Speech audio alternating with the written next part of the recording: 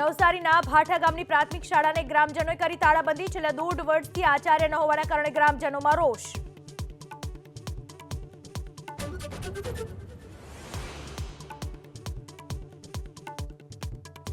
મહાકુંભમાં જવા ગુજરાતીઓ માટે એસટી બસ સેવા શરૂ. અમદાવાદથી મુખ્યમંત્રી અને ગૃહમંત્રીએ કરાયું ફ્લેગ ઓફ. વધુ બસ માટે પણ સરકાર કરશે આયોજન.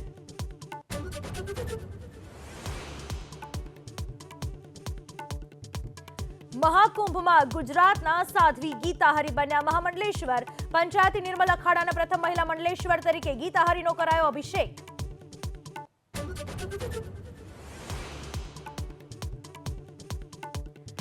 ભારતીય શેર બજારમાં મોટો કડાકો. 780 પોઈન્ટના કડાકા સાથે સેન્સેક્સ 75,400 તો નિફ્ટીમાં 240 પોઈન્ટનો ઘટાડો.